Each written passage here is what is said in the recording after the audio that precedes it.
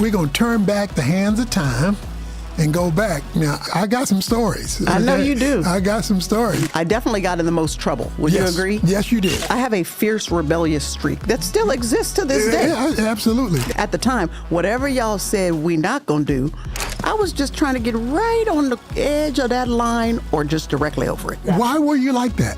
I don't know, Dad. But why were you worse than the other kids? Wow. Okay, go ahead. Unbelievable.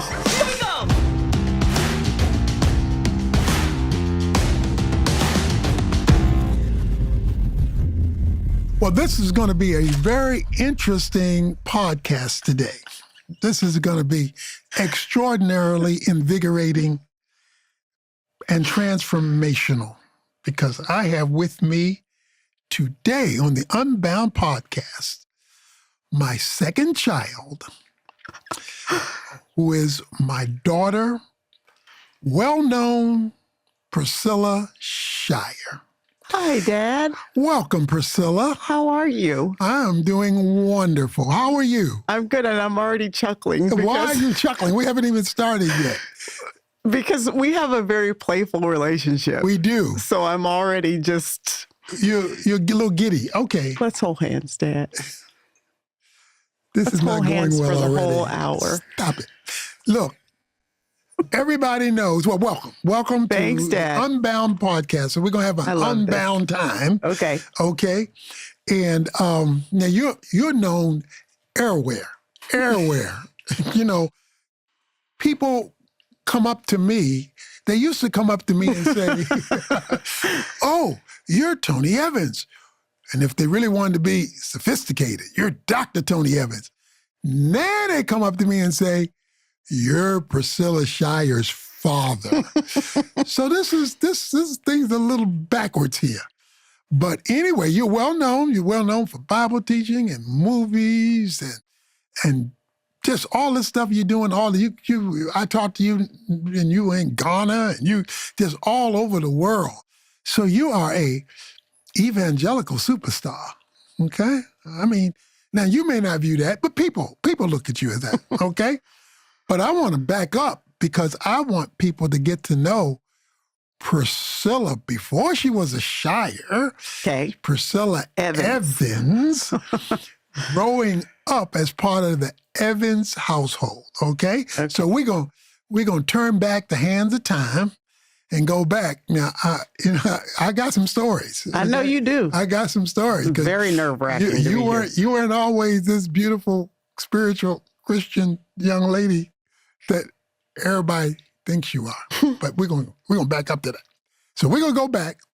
So tell me, as a little girl growing up in the Evans household, some of your fondest memories. Oh, fondest memories? I think that people don't know that we were just a very playful family. I think they probably see us now at this stage in our life, and it's hard for them to imagine us just being silly and goofy and having fun. And some of my favorite memories are riding your back, because you were we would do piggyback rides, so we'd ride your back all around the house, all the tickling fests that we would have, sitting around the television for the 1 hour a week that y'all allowed us to watch television, because it was just Thursdays from 7 p.m. to 8 p.m. Do you remember? And the one was the Cosby Show, right? That's right. Do you remember the one that came on right after the Cosby Show? No, tell me, remind me. A Different World. Oh, A Different World. A Different World. So when that started, we got an hour of TV a week. Okay. Weekends, we could watch TV, but not during the weekdays. Okay.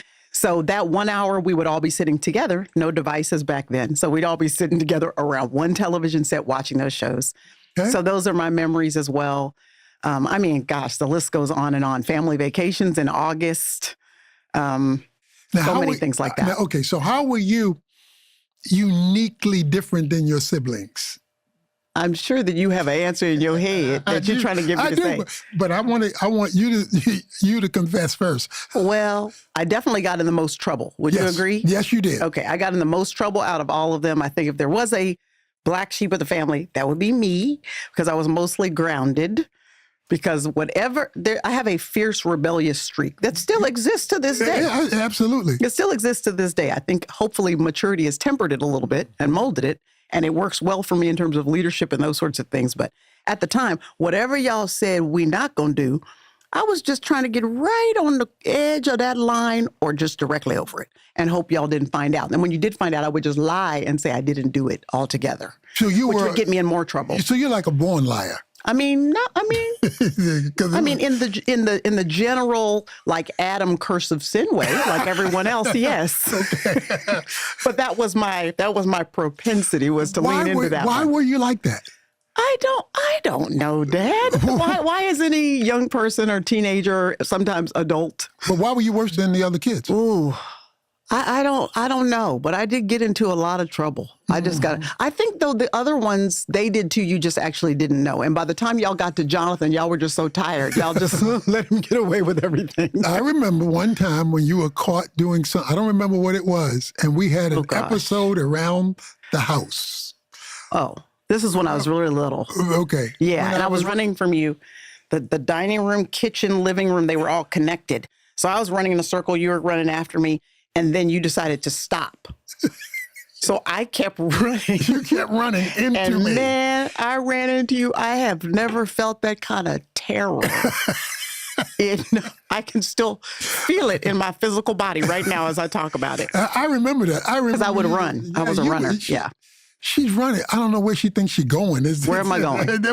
Where's she going? It's like running from God. You run from him, you run into him. I mean, I will say, Dad, that when I look at now how I have raised my own children, you were always a very disciplined discipliner, meaning it was never out of anger or frustration, like just a knee-jerk reaction.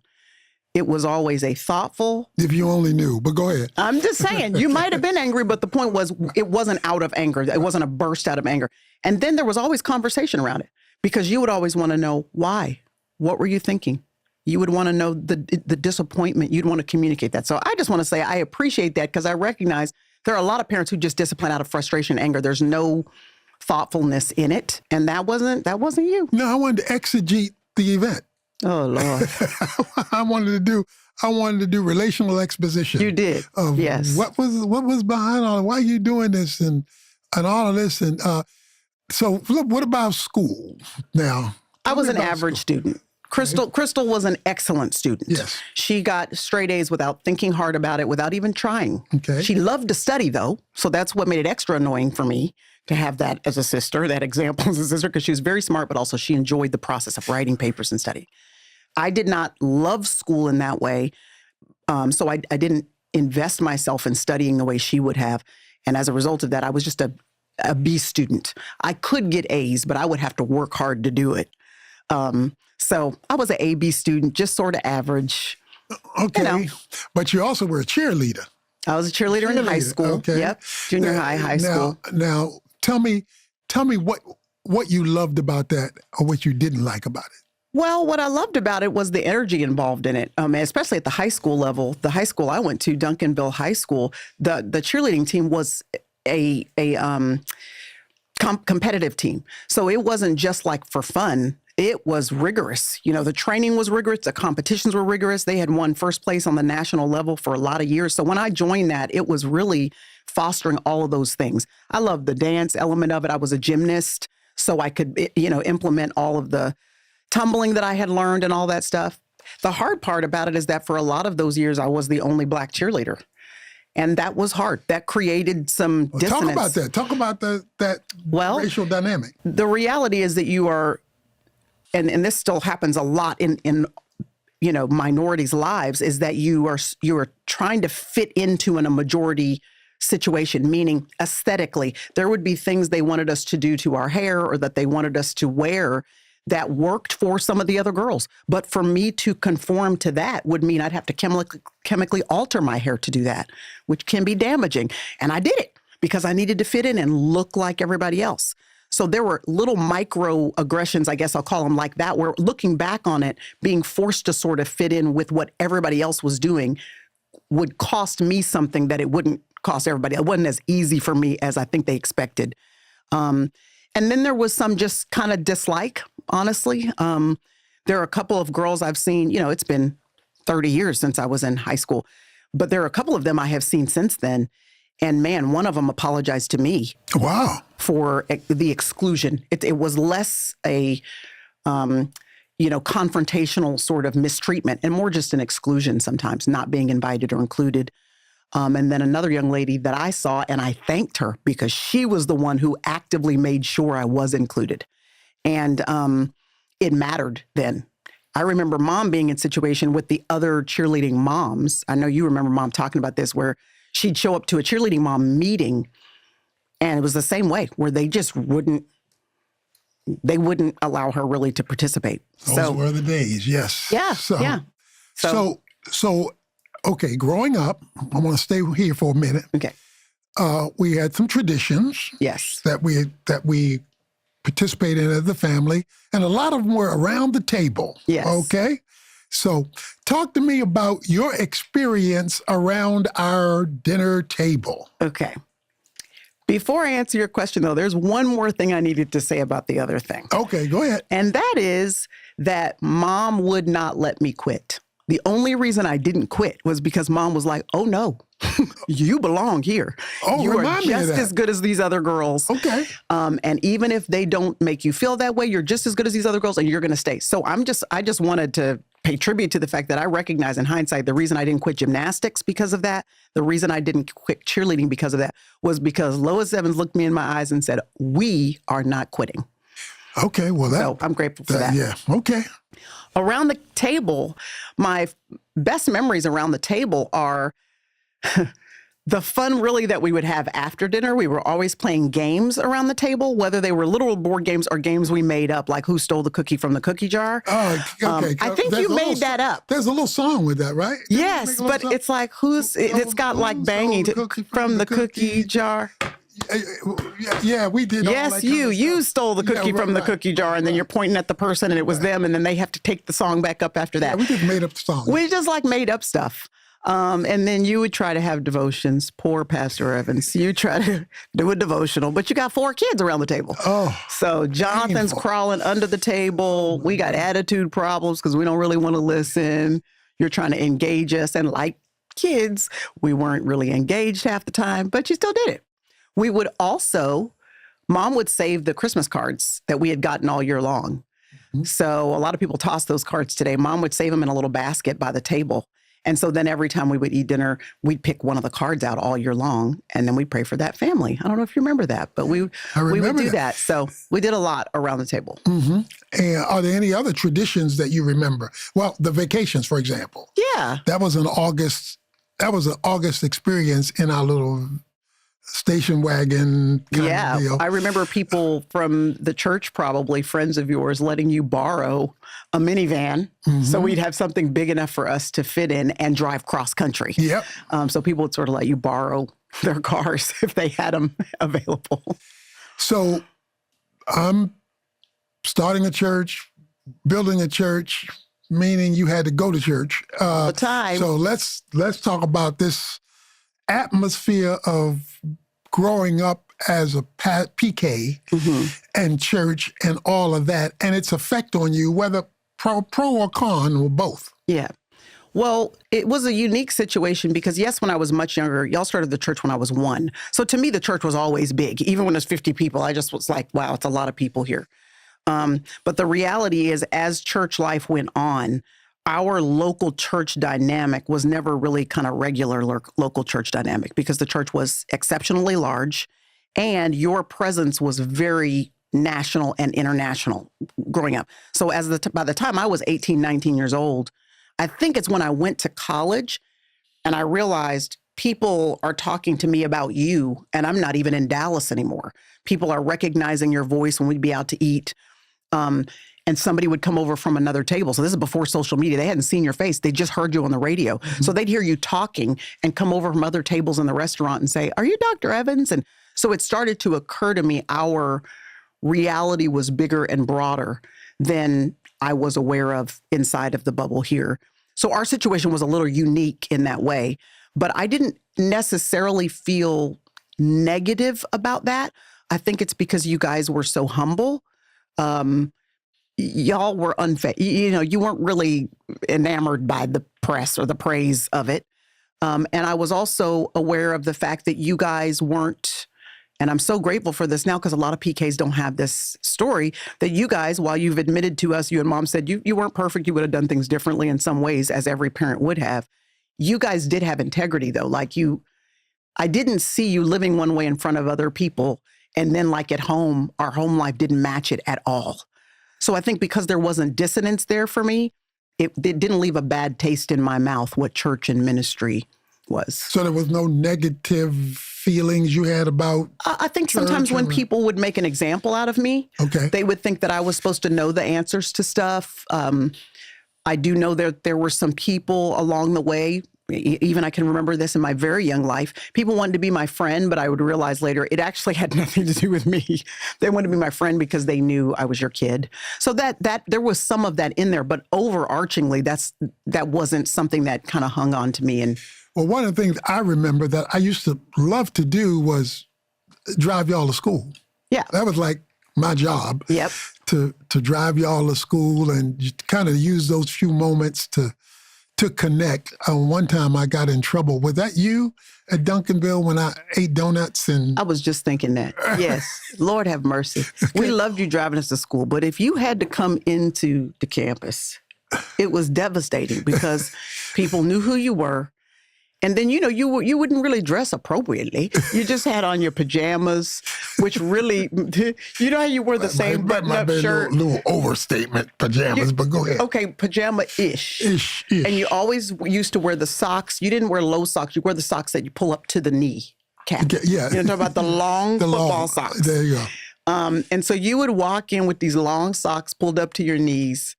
You just kind of maybe had a baseball cap sitting on top. You had on an old T-shirt or pajama-ish. You used to wear these Dallas Cowboy pants that were joggers. They had the blue and white print, though, everywhere. I was chaplain of the Cowboys, so I had to wear that.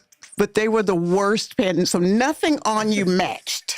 And like one pant leg would be pulled up on accident, and the sock is pulled up all the way up there. And yes, you had donuts. But the donut glaze, the donut glaze was like this. And you were just walking completely unfazed. And everybody in the comments area would just be like, is that Dr. F? Is that my pastor? And then you would leave. And they would all look at us and be like, did your daddy just walk in here with donut glaze? Yes, that was him. So, oh, my goodness. Yeah, we would try not to leave anything in the car so you didn't have to get out to bring it to us. Oh, so that was, y'all told me about that, and it was kind of embarrassing to hear that. I was embarrassing y'all at school, but not really, not seriously. Okay. You didn't really embarrass us, Dad. Now you talked about Mom. Yes, she was kind of the stricter one. Mom was the stricter one. That is for sure. Okay, so how did that hit you? Because you were the troublesome one. Yes, Mom was the strict one. I'm gone a lot, so you're there with Mom a lot. So what about that? Well, it's so interesting when you say you're gone a lot. Like, I don't feel that you were gone a lot. I thought you were there all the time. God bless you. Do you feel like you were gone from us a lot? Yes and no. Because we lived close to the church, I could go back and forth. Yes. You know, we live in 2 blocks from the church. I'm sure it was exhausting, so I'm going back and forth, and I'd run to the school and take you to school and run to the school, pick you up, then go to the game. So I'm bouncing around. Yes. So I could show up a lot, but Mom was there all the time, pretty much. So poor Mom. I drove her bananas. I drove Mom bananas. Why would you do that to your mother? Not intentionally. I didn't intentionally drive her bananas. But when you have 4 kids. But you were the worst one. Excuse me, sir. Mom and I.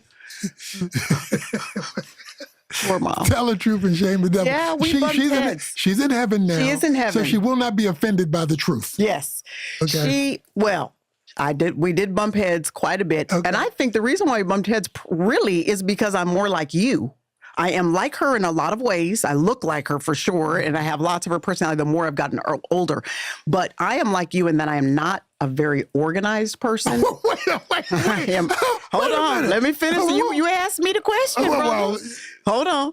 I'm not a very organized person. I'm a very spontaneous person. Okay. I'm not particular, meaning it doesn't matter if the coffee mug is like this. Right. It's just, we got other things to do. Let's have fun. Yes, Mom is a particular person. Right. Absolutely. So it would matter to her that things were done like so.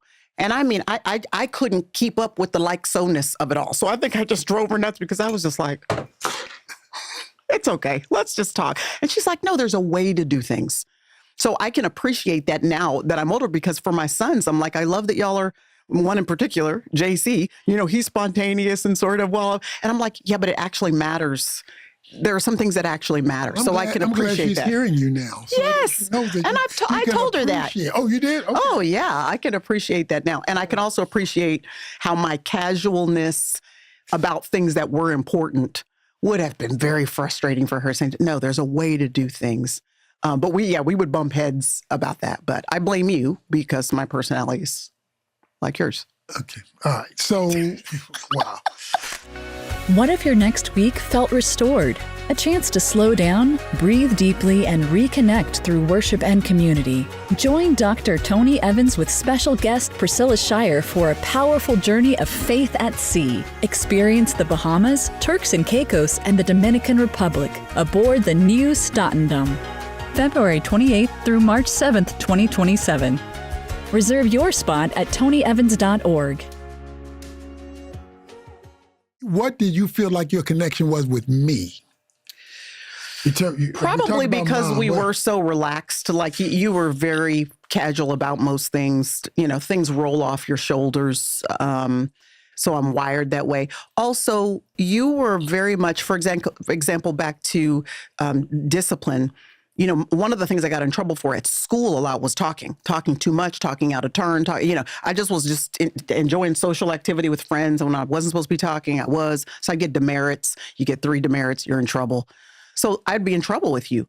But you were, I think my relationship with you, even though I knew when I was wrong and was in trouble, I remember you would say, okay, Priscilla, you realize you keep getting in trouble for talking related things, which probably means you're a communicator. So we came up with something spiritual out of that personality. You did. And actually, it has informed a lot of the way I've parented the boys, because you would say this thing you're in trouble for because you have to control it. You have to mature in it. But what if this thing you keep getting in trouble for, what if actually it's what you're wired to do? And I remember those conversations through the years. You would open up these things that were modeled negatively through my life, but you would say, it might actually mean you're a leader.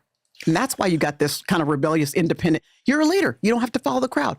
You're communicating. What if you're a communicator? So there's all these things that you would sort of point to and cultivate conversation around the potential and possibility within them. Well, when the scripture says train up a child and the way they should go, the Hebrew word there is according to their bent. Mm-hmm. The thing that is unique and distinctive about them. Don't make them cookie cutter, right. Okay? Train them in sync with the way God has made them. And one of the things I remember regularly is coming by the bedroom and you holding a brush in your hand, using it as a microphone. Do you remember that? See, I don't really remember that Yes. much, but you would walk by and I was walk doing by that. And you got a brush in your hand and you're either singing or talking. Really? And like it was a microphone. And wow. so that is consistent with what you're saying now of talkative Priscilla, but that becoming part of communication. But let me rewind. Go ahead. Go ahead. Because I just remembered an event that I want to bring up here. Yeah. Well, let me just say that I think what you just said about watching a child for their bent is such an important, man, you could do a whole podcast, Dad, with, a parenting expert or somebody who knows what they're talking about that. Because think about the time, the intentionality, the prayer that has to go. If you're going to be a good parent in that way and saying, Lord, help me not to bring all my expectations about what this is supposed to look like and put them on all 5 of my kids, but to say, you know what, Lord, would you prayerfully help me to see what's in this kid, to see where maybe they're getting on my nerves or they're in trouble, but that's a thing you've entrusted to them. The kind of parenting and intentionality, focus, time, effort, energy required to do that. I don't know if a lot of parents are willing to invest themselves in that way, but I think it would transform and change the way we parent if we would take what you've just said to. I think so. And that does take intentionality. When I look at you and your siblings, I'm seeing how each one is kind of doing something that is in their bent. Right. And right. that is comfortable for who they are. because at one point your brother, Anthony, I was trying to, because of his size and thickness, I was trying to push him to play football. And he hated it. Wasn't his bent. But when he opened up his mouth to sing, that came clear. Can you admit the fact that was hard for you, sad for you, kind of startling to your expectations? You don't get to interview me. Let me just ask one question. Is this thing on? Excuse me. But this is good for parents to hear this, Dad. Was it hard for you to get over the expectation that my first son, and he's got this size on him? Do you feel like it felt away to you, like, oh, man? Yeah, how can you not want to play football? There's the principle here.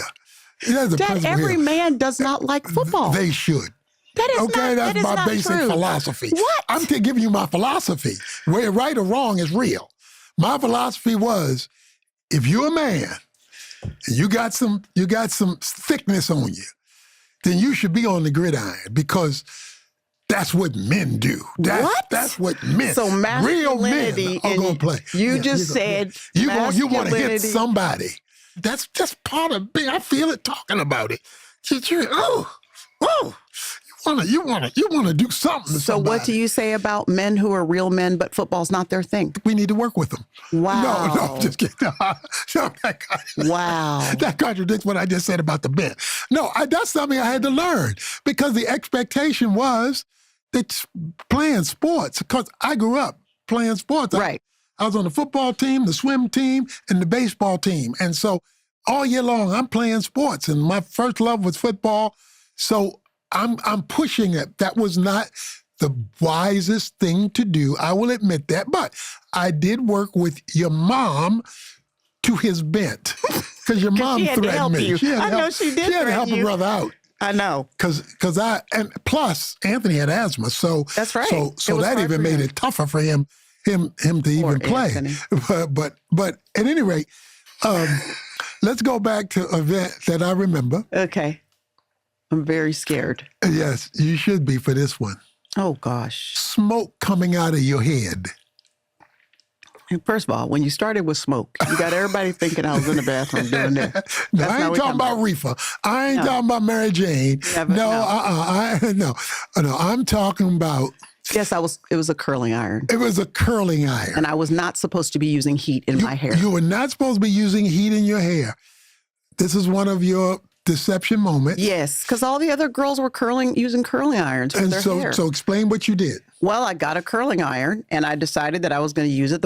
But the problem was I did not know how. So I had the heat dial turned up, so I could get maximum effect. But I put that thing on my hair. I remember hearing the sizzle, thinking that's just what we're supposed to be hearing, and curling it, and then taking the curling iron away and realizing all my hair was still wrapped around the curling iron. Boy, this is really coming back to you now. Yeah. So it felt like it smelled like a fire was happening from the bedroom. So I do remember that. Yes. Okay. Do you remember lying? Do you remember lying about it? I did. I was like, I didn't use a curling iron. And there's smoke coming out your head. How you smoke coming out your head? And I didn't. You were. All right, Dad. Thanks, Dad. You were one of the best liars in the history of lies. Well, clearly I wasn't, because I kept getting caught. So I wasn't actually very good at it. But it was the lifestyle. Oh my goodness, a lifestyle. I mean, it was part of your. Yes, it was just with y'all though. It wasn't like what? I'm supposed to feel good about that? No, I'm just saying you said it was a lifestyle. I wasn't just like out in the world doing that. It was just my parents. I didn't want to be obedient to my parents. That is very true. I was very ready as a teenager. You remember when you got saved? I'm trying to see. Next question. Jimmy, Christmas. So anyway, yeah, I'm picturing this. I did not use the curling iron. Smoke is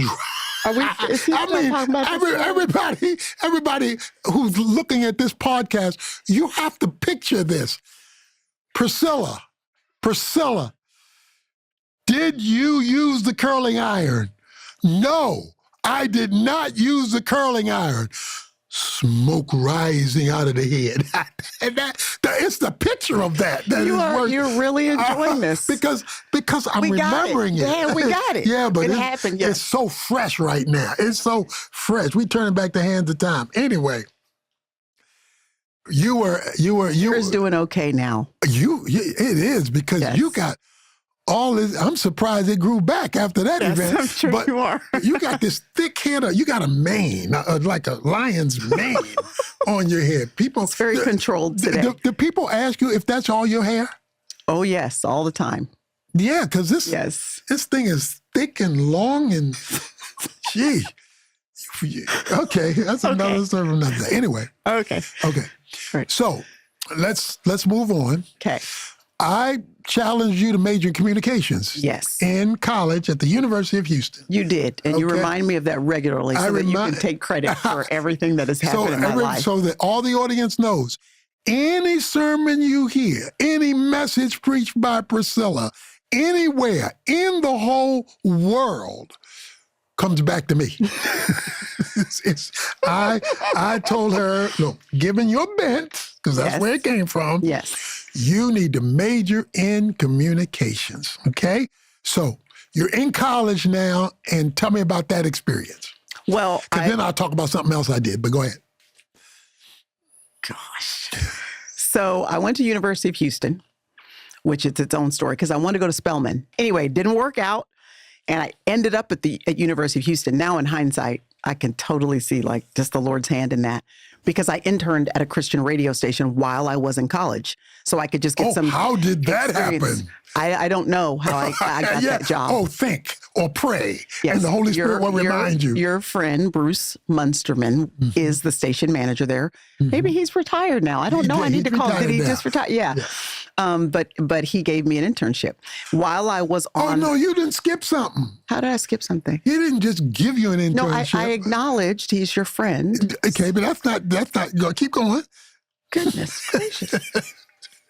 You called him. Oh, Did you call him? Now you're Did you filling call it him? in. I don't even called know. him. Okay, you I called called Bruce Munsterman. Okay, Dad. You know what? Here's what I'm going to say. For the rest of the conversation, I give you credit for everything good. Everything good that has ever happened in my life. Okay, now we can proceed. It's because of you. There you go. You even being here. Wow. Okay, go ahead. Unbelievable.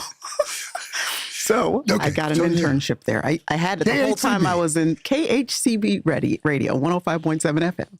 And he gave me an hour radio show on Saturday. So I'd come in during the week and piece it together and put the music together for the hour program. And in between every 3 songs or so, I'd have 1 minute. I would just share a thought from scripture, read a scripture verse or something like that. Well, people started to call the station every blue moon and just say, hey, well, that girl, they didn't know who it was. They were like, could that girl come and do a Bible study for the women in our church or my little Bible study group? So maybe 4 times a year, I'd drive my little green Mitsubishi Eclipse wherever, and sometimes there'd be 8 women sitting there, and I'd share God's word with them, and they'd give me a chicken dinner and a smile and send me on my way. Sometimes I showed up. I don't know if they realized I was a freshman or sophomore in a college. I'd show up and there were 300 women sitting there, but I would just do the same thing I was going to do if it was 8 women. And I did that.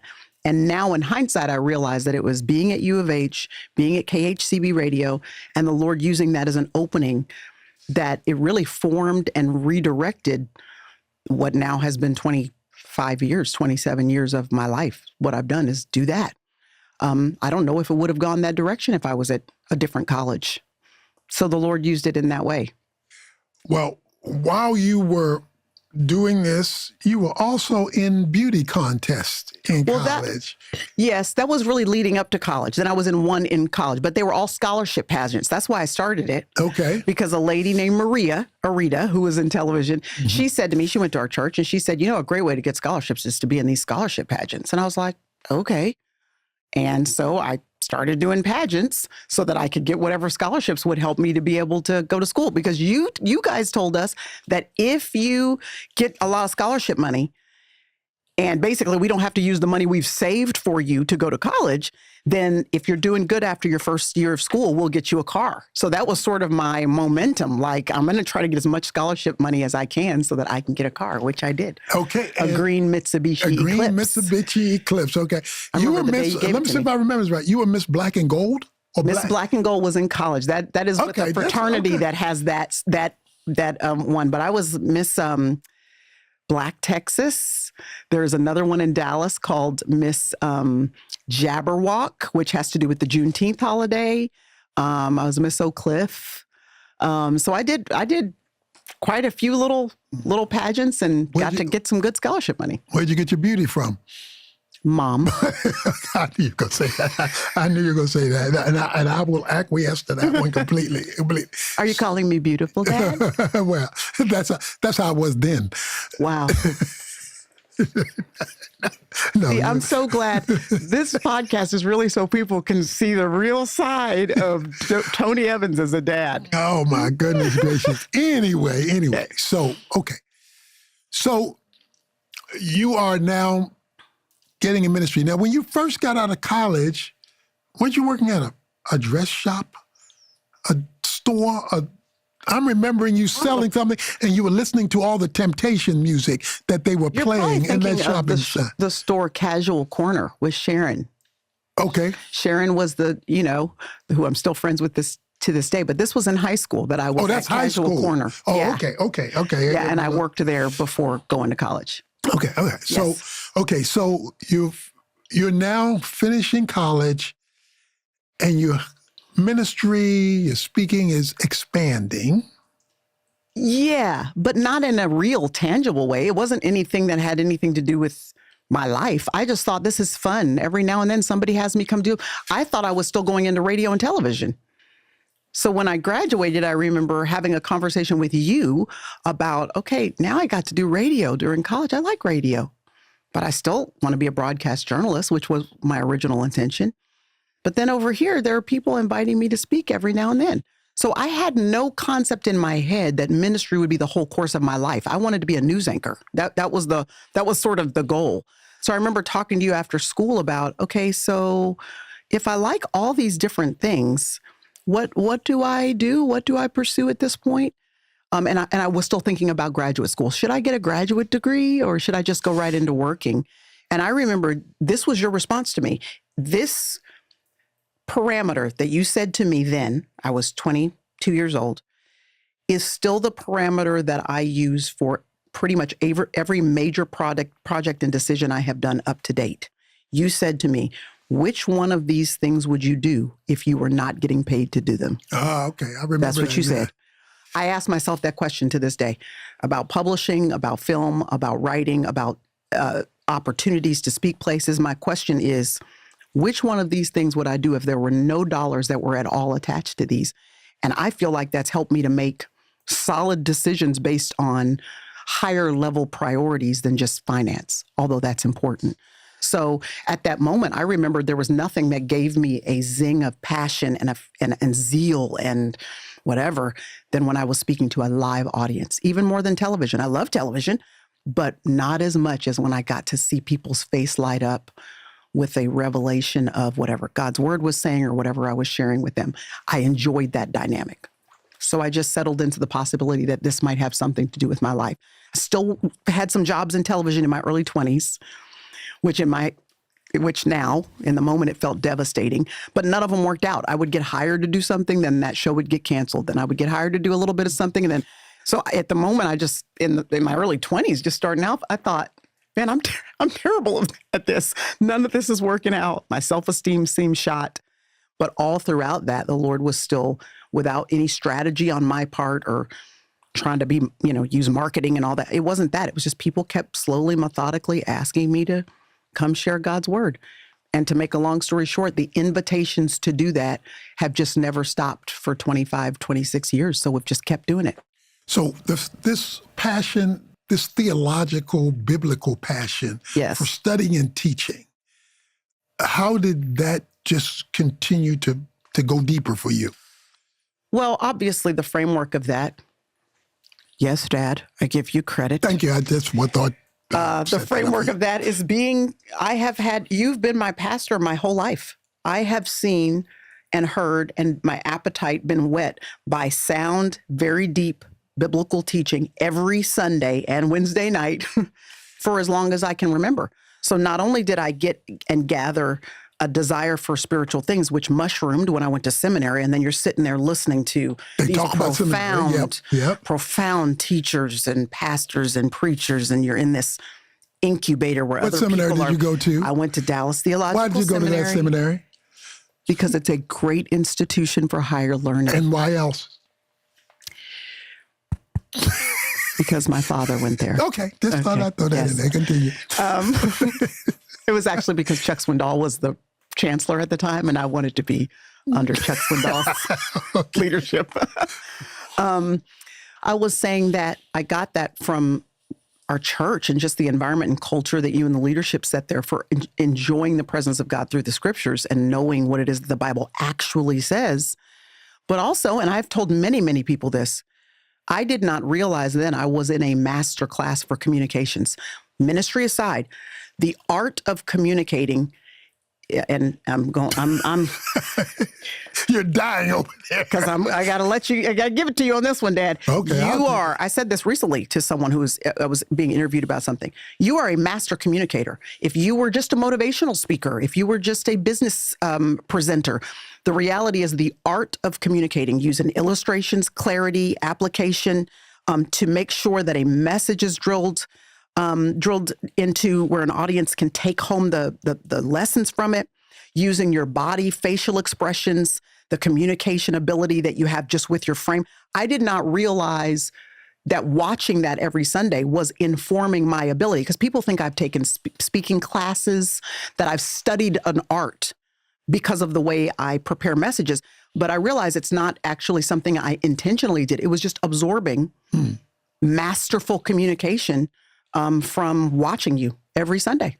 So I'm very aware of the fact that the Lord was allowing me to be in that orbit, not only to develop an appreciation for theology and Bible teaching, but also because I was able to see what good communication skills look like.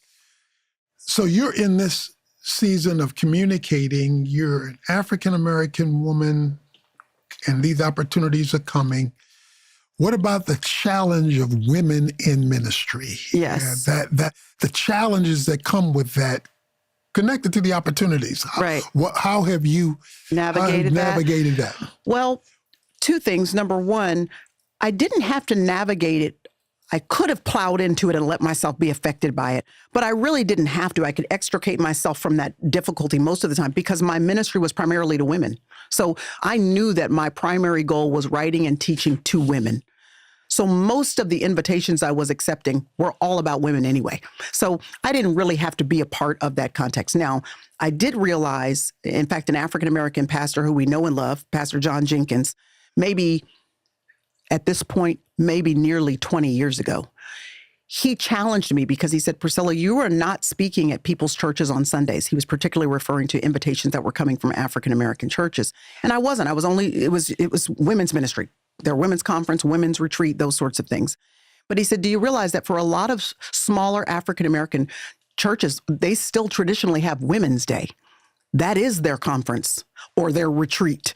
It is their Women's Day, and it's on a Sunday. So he said, I'm challenging you to stop just blanket turning down Sunday morning invitations, because that is the equivalent of that in a lot of those contexts. After he challenged me in that, and we trust him implicitly, his integrity and his knowledge of order in the church, I remember coming to you, I don't know if you recall that, but asking you about that. Yeah, you were my pastor, but you're also my dad. Dad, do I have the freedom and the license here to be in these circles? And you said yes, and gave me your blessing to do that under the covering of that pastor at that local church. So that really was then when I started to go into settings where there were more men and women present. But felt the freedom to do so. And anytime an issue came up, which hasn't really actively been my fight, I don't have a chip on my shoulder about it. I don't feel the need to prove anything. I'm just kind of showing up where I've been invited. And mostly where I have been invited, it is a space where there's already freedom and liberty in that regard. So I've not had to really actively address that. So were you scared or nervous when you first were doing that? Intensely. Intensely, because we didn't grow up in a context where I saw women doing that. Mostly because you preached every Sunday. So we didn't have video messages and, things on screen and all that. You were actually in the pulpit every Sunday. There were maybe 4 or 5 you would take off during a year, but we didn't have guest ministers. You were preaching. So I saw you as a man, my father, preaching every Sunday. So I didn't have the frame of reference. We didn't come from a stream of the church where women were what I saw. So it did feel very uncomfortable for me in the beginning. But again, knowing I had the covering of my pastor and then the pastor of that local church, there was a freedom and liberty in that. So one of the things I remember, and that sometimes you talk about it, which tells me a little bit about your orientation ministry-wise, was when I would have speakers over to the house, like that John MacArthur time that you talk about. Yes. Talk about that.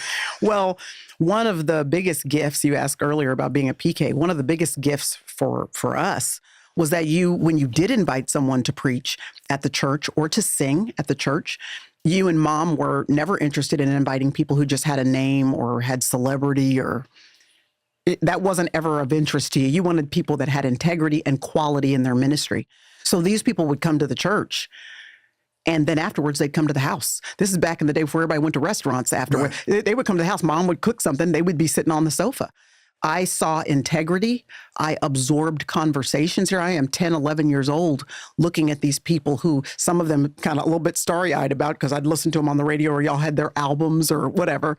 And I would just listen to y'all. So I would, as a little girl, I did feel a little out of place, when you're sitting there with a couple other pastors and y'all are having deep theological discussion. So I would take myself out of the room, but I'd sit in the hallway a lot of times, right on the other side of the door, and totally eavesdrop on y'all's entire conversation. So again, there was so much I absorbed. Sometimes listening to you in very heated debates, because I remember having a problem with it. I'm sitting here going, wait a minute. This person's got millions or thousands upon thousands of people who are listening to them on the radio, and you have thousands and thousands listening to you on the radio, and y'all don't agree. You don't agree about this theological principle, which in my mind, they may have been secondary, but in my mind, they were primary theological issues. But listening to y'all engage in healthy debate, being willing to hear each other, sharpen each other, and be friends afterwards, even absorbing that reality, I realize has framed a lot of my concept around that. So you entered into films, movies. Talk to me about The Star. Oh my gosh. War Room and Overcomer. I can only imagine. And The Forge. I think those are your 4 movies. You've seen all those, Dad? I've seen them all. You've seen more them than all? once. Really? I've seen them all more than once. Because you love me? Because I got a star. So talk to me Being about in that. Being in film is the surprise of a lifetime. Because who gets to be in films that aren't actors or in the industry by trade? Like they're studied it and they've practiced it over time and they're ingrained in the industry. Nobody really does. So I'm as shocked as anybody that our ministry and that it's ministry too. That is another thing. It's not like I had to jump over here into a whole nother world to just have this creative opportunity. So it came about because the gentlemen who were writing War Room, this is probably 10, 15 years into my ministry. So at this point, I've written some books. I've spoken a lot, written some Bible study resources. Their wives had been in my Bible study groups. Oh. So they were writing this movie, and just hearing my teaching from their wives, absorbing it, watching it on video and that sort of thing. They said as they were writing this particular script, they kept thinking as they were writing Elizabeth Jordan's role, well, what would Priscilla Shirer say right here? Let's just kind of write it in that voice. So they're going through writing the script, and it occurred to them 3/4 of the way through, why don't we call Priscilla Shirer and ask her if she'd do this role? And I'll never forget the day Alex and Stephen Kendrick called us on the phone and said, hey, would you consider doing this movie? And I said, no. Are you kidding me? So you said no when they first No. called. Yeah, because we have all seen movies before that could have been good.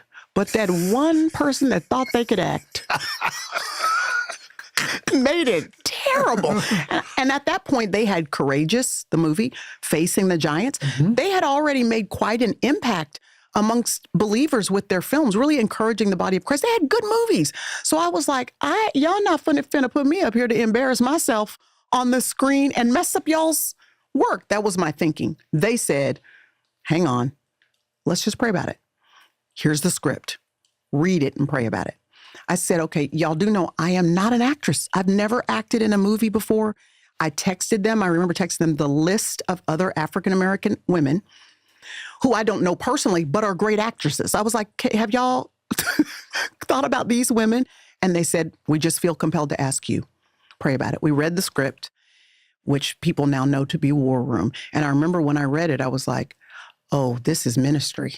Like, this is not just a movie. This is very clearly ministry.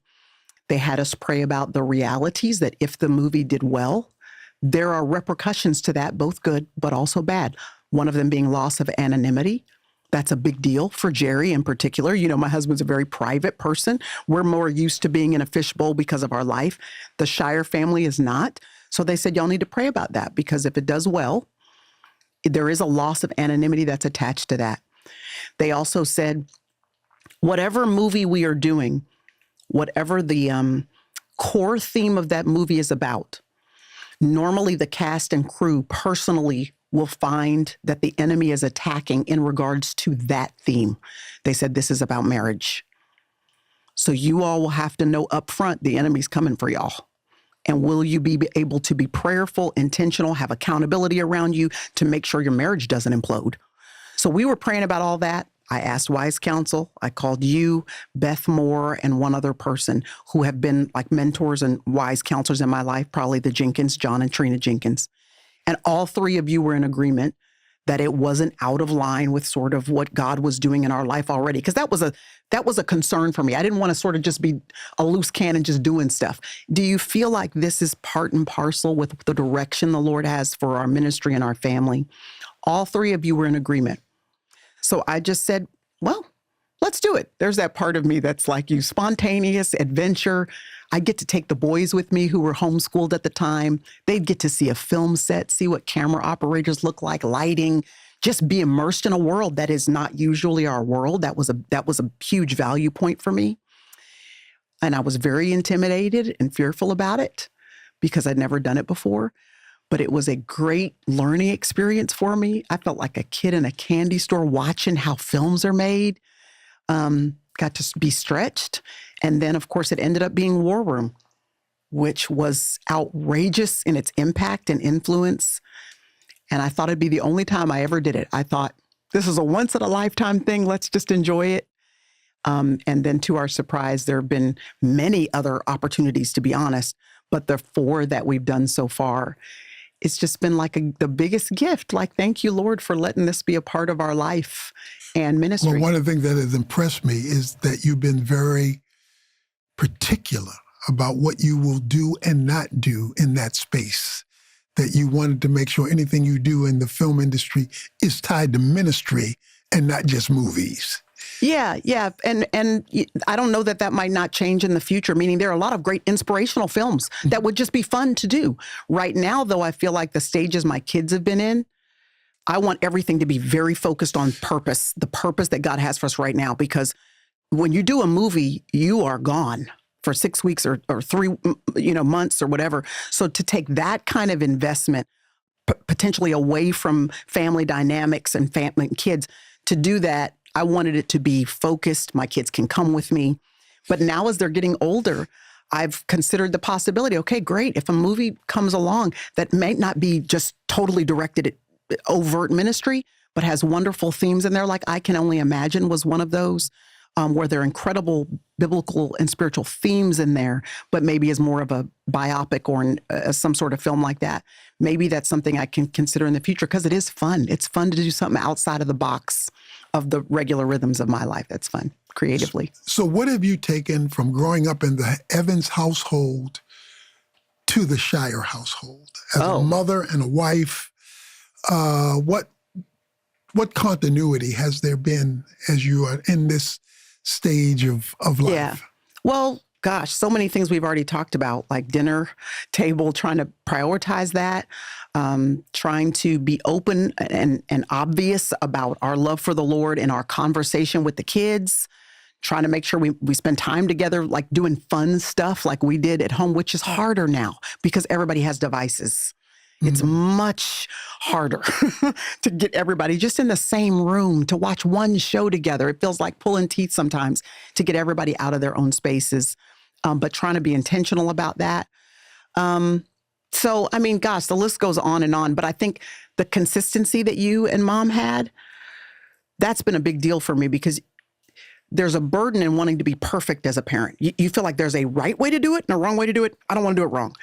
But I feel like looking back with you and Mom, perfection wasn't really the goal. Y'all were just trying to be consistent. Like sitting around at dinner was one of y'all priorities. So I remember Mom being like, you got to be kidding me. I made this meal and she's got an attitude about it and the chicken don't taste right over here and somebody don't want to eat. You know, that's exhausting to keep doing a thing that people actually aren't appreciative of and don't want to be there and you keep doing it anyway. But then it ends up molding the folks over time. Well, I've taken that into our life. It's like, okay, what are the 2 or 3 things that are going to be our priorities as parents? Let me cast perfection aside. Let me just be consistent doing these 2 or 3 things. And then prayerfully ask the Lord to make those enough. Well, I will give you a great compliment because you are kind of a daddy's girl. Very true. Whenever you show up and I show up, you always want to sit on my lap. Correct. I'm tempted to do it right now. Okay. I mean, you do this in the most embarrassing time. I don't care who's around. I know. You're going to make sure you're sitting in my lap. Okay. Correct. But you have always been very, very caring about me. Every Wednesday, you would come over and either bring or cook a meal for me. Yes. When Mom was no longer here, you made sure that I ate every Wednesday you came over. And so I remember that. That is a very special part of our special connection. Yeah. And so you have been, and we're proud of you. I'm proud of you. Thanks, Dad. And you have been a blessing to people around the world now. And I'm glad God is using you, blessing your family.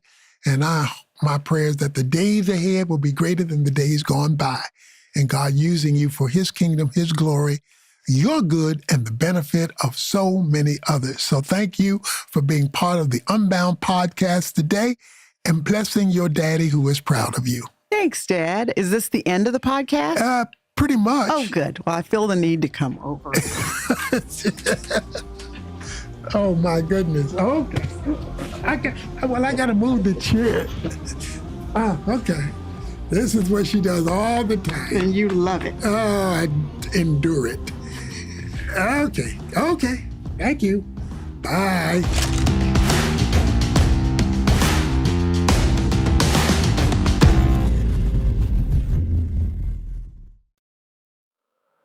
The pain remains, but so does hope. Every ending leads to something new.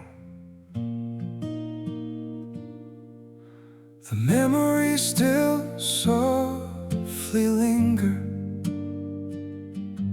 like the rain that won't quite fade. And some nights my heart feels heavy from the choices that we made. But I've learned that even heartache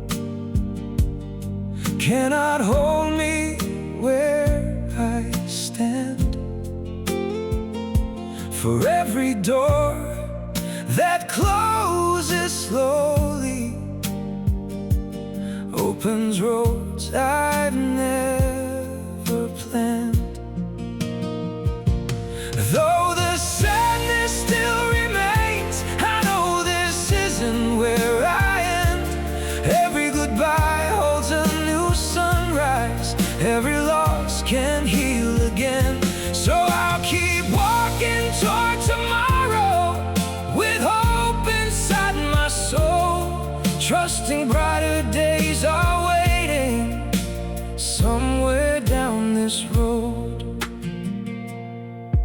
There were dreams I thought were forever. Now they drift like falling leaves. But the future whispers gently, there is more ahead for me. Though the sadness still remains, I know this isn't where I end. Every goodbye holds a new sunrise. Every loss can heal again. So I'll keep walking toward tomorrow with hope inside my soul, trusting brighter days are waiting somewhere down this road. I may carry scars from yesterday, but they won't define my way. 'Cause even broken hearts can find a stronger love someday. Though the sadness still remains, I know this isn't where I end. Every goodbye holds a new sunrise. Every loss